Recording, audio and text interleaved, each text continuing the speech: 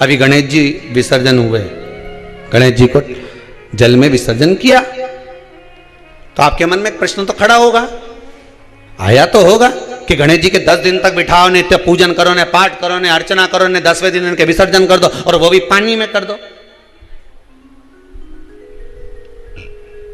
पानी में विसर्जन करो। तो ये कहां लिखा कि जल में विसर्जन करो? श्रीमद् भागवत पुराण की रचना जब वेद व्यास जी महाराज करने के लिए बैठे, वेद व्यास जी ने सुखदेव जी से कहा कि मैं मंत्र बोलूंगा, मैं श्लोक बोलूंगा, इसको लिखेगा कौन? तो सुखदेव जी ने बोला गणेश जी से विनती करो। गणेश जी से कहा कि आप लिखोगे? गणेश जी बोले मैं लिखने को तैयार हूं, पर बोलते बोलते तुम रुक गए तो मैंने भी लिखना छोड़ दूंगा, उसके बाद मैं भागवत को विराम दे दूंगा, मैं आगे नहीं लिखूंगा।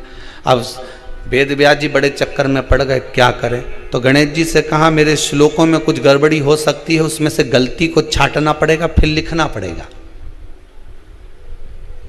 कितना सुंदर संबोधन श्री वेद व्यास जी ने कहा कि मैं जो श्लोक बोलूंगा आपको लिखने के लिए है, उसमें मैं कुछ गलती करूंगा, उस गलती को छांटना है, तब श्लोक लिखना है। क्यों कहा वेद व्यास जी ने ये बात? गणेश जी भगवान है, वेद व्यास जी कहते हैं मैं तो संसारिक मनुष्य हूं ना, गलती तो कर सकता हूं। गलती कौन करता है? जम के बोलो भगवान गलती करता है क्या? नहीं, गलती कौन करेगा? मनुष्य। गलती मानव करेगा, गलती मनुष्य करेगा। और गलती करने के बाद अगर हमसे अपनी जिंदगी में कोई गलती हो जाती है तो एक बार क्षमा मांगने में कुछ जाता है क्या? प्रणाम करने में कुछ जाता है क्या? निवेदन करने में कुछ जाता है क्या? नहीं। गलती हो गई मुझसे, तो गणेश जी आप गलती को छांटना, लिखना। गणेश जी महाराज लिखने बैठ गए, लिखते लिखते लिखते लिखते 10 दिन हो गए गणेश जी महाराज को। शरीर में ताप पड़ने लगा गणेश जी महाराज के। वेद व्यास जी ने गणेश जी के हाथ का स्पर्श करा तो शरीर तो तप रहा था। वेद व्यास जी ने वहीं पर श्रीमद् भागवत के श्लोकों को विराम दे दिया, अब नहीं बोले। गणेश जी लिखते लिखते लिखते लिखते लिखते लिखते थक गए, ताप पड़ गया, शरीर गर्म हो गया। वेद व्यास जी ने कब करूं क्या? 10 दिन से लिख रहे हैं और शरीर पर ताप पड़ रहा है, करा क्या जाए? उन्होंने गणेश जी का हाथ पकड़ा, उठाया और कहा चलो प्रभु हमारे साथ में।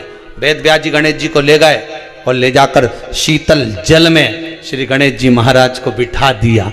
गणेश जी को पानी के अंदर उनको विराजमान कर दिया कि अब आप ताप को थोड़ा ठंडा कर लीजिए। शीतल जल में बिठाया। उस दिन से नियम हो गया कि 10 दिन गणेश जी बैठते हैं और फिर उनका विसर्जन होता है पानी के अंदर, जल के अंदर, शरीर का ताप मिट जाए। तो गणेश जी ने वचन दिया है वेद व्यास जी महाराज को, आपने मेरे ताप को मिटाने के लिए मुझे जल में बिठाया है।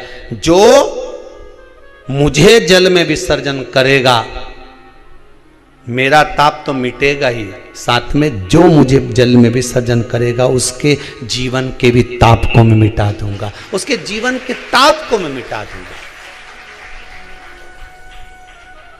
ताप मिटा दिया।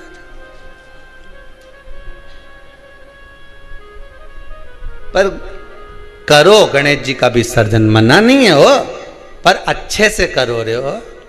अब मैं छोरा छोरियों तो निशाना लगा है, वो हमारा गणेश जी जई दिया, वो हमारा सबसे आगे पहुंचा तो इधर वाला ने इधर से फेंका, हो गया। ये हमारे धर्म की हंसी उड़ा रहे हैं, ये हमारे धर्म की हंसी है।